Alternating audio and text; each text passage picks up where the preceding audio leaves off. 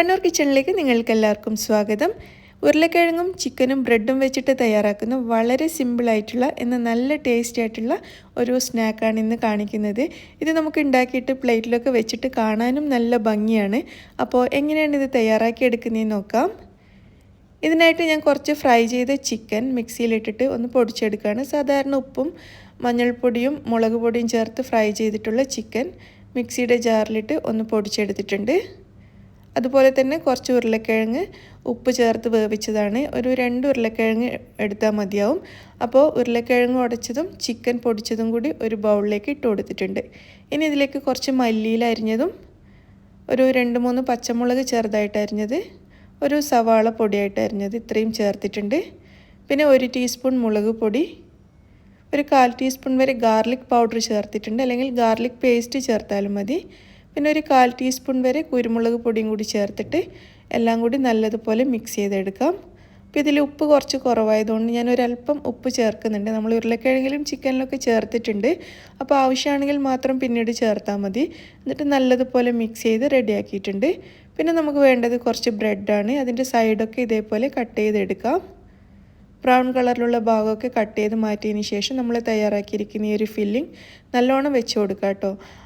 കുറച്ച് കനത്തിൽ തന്നെ നന്നായിട്ട് വെച്ച് കൊടുക്കുക. അപ്പോഴാണ് നല്ല ടേസ്റ്റ് ഉണ്ടാവുന്നത്. അതുപോലെ ഫില്ലിംഗ് നല്ലോണം പ്രസ് ചെയ്യാനും ആ ബ്രെഡിൻ്റെ ഒരു ഷേപ്പിലേക്ക് തന്നെ ആക്കിയെടുക്കാനും ശ്രദ്ധിക്കുക.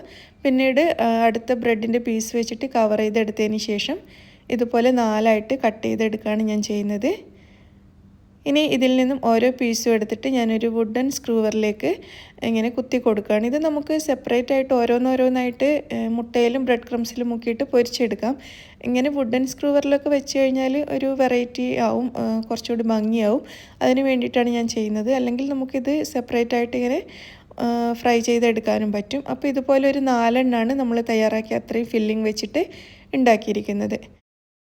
ഇനി നമ്മുടെ ആ ഒരു ബ്രെഡിൻ്റെ സ്റ്റിക്ക് മുങ്ങിക്കെടുക്കാൻ പാകത്തിൽ വലിപ്പമുള്ള ഇതുപോലെ ഒരു പാത്രത്തിലേക്ക് ഒരു മുട്ട എടുക്കുക. അതിലേക്ക് ഒരു 3 ടേബിൾ സ്പൂൺ പാലും പിന്നെ ഒരു 3 ടേബിൾ സ്പൂൺ മൈദയും ചേർത്തിട്ടുണ്ട്. ഒരു 2 നുള്ളു വരെ ഉപ്പും കൂടി നമുക്കിതിലേക്ക് ചേർക്കാം. എന്നിട്ട് എല്ലാം കൂടി നന്നായിട്ട് മിക്സ് ചെയ്തെടുക്കാം.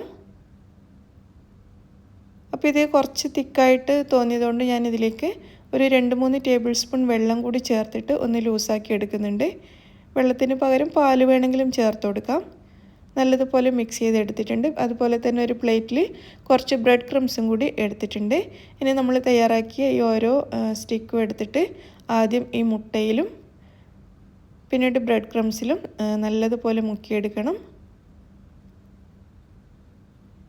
ഇങ്ങനെ ചെയ്യുന്ന സമയത്ത് ബ്രെഡിൻ്റെ പീസ് ചിലപ്പോൾ പൊട്ടാൻ സാധ്യതയുണ്ട്. അതുകൊണ്ട് സൂക്ഷിച്ച് ചെയ്യുക.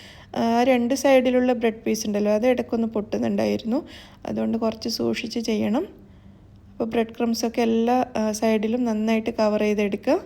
അതിനുശേഷം ചൂടായ എണ്ണയിലിട്ടിട്ട് നമുക്കിത് ഫ്രൈ ചെയ്തെടുക്കാം.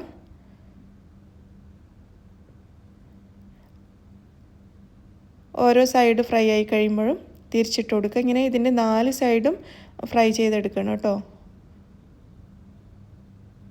തിരിച്ചു മറിച്ചിട്ട് നമുക്കിതിൻ്റെ 4 സൈഡും ഫ്രൈ ചെയ്തെടുക്കാം. നമ്മൾ ഒരുപാട് എണ്ണ ഒഴിച്ചിട്ട് ഡീപ്പ് ഫ്രൈ ചെയ്യുകയാണെങ്കിൽ ഇത് പെട്ടെന്ന് റെഡിയാക്കി കിട്ടും. ഇതിപ്പോൾ മുഴുവനായിട്ട് മുങ്ങിക്കെടുക്കാൻ പാകത്തിൽ ഞാൻ എണ്ണ ഒഴിച്ചിട്ടില്ല. അപ്പോൾ ഇങ്ങനെ 4 സൈഡും തിരിച്ചിട്ട് കൊടുത്തിട്ട് എല്ലാ ഭാഗവും നന്നായിട്ട് ഫ്രൈ ചെയ്തെടുക്കണം.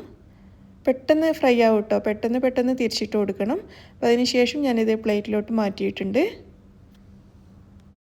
അങ്ങനെ നമ്മുടെ നല്ല അടിപൊളിയായിട്ടുള്ള സ്നാക്സ് ഇവിടെ റെഡി ആയിട്ടുണ്ട്. മുകളിൽ കുറച്ച് മല്ലിയില അരിഞ്ഞത് ഞാൻ ഇട്ട് കൊടുത്തിട്ടുണ്ട്. അപ്പോൾ എല്ലാവരും ട്രൈ ചെയ്ത് നോക്കുക. നല്ല ടേസ്റ്റാണ് ഇത് കഴിക്കാനായിട്ട്. പിന്നെ ഉണ്ടാക്കിയെടുക്കാൻ നല്ല എളുപ്പമാണ് കേട്ടോ. ഒരു പണിയും ഇല്ല. അപ്പോൾ എല്ലാവരും ട്രൈ ചെയ്ത് നോക്കിയിട്ട് അഭിപ്രായം അറിയിക്കുക. വീഡിയോ നിങ്ങൾക്ക് എല്ലാവർക്കും ഇഷ്ടമായി എന്ന് വിചാരിക്കുന്നു. ഇഷ്ടമാണെങ്കിൽ ലൈക്ക് ചെയ്യാനും ഷെയർ ചെയ്യാനും മറക്കരുത്. നിങ്ങളുടെ അഭിപ്രായങ്ങളൊക്കെ അറിയിക്കുക. താങ്ക്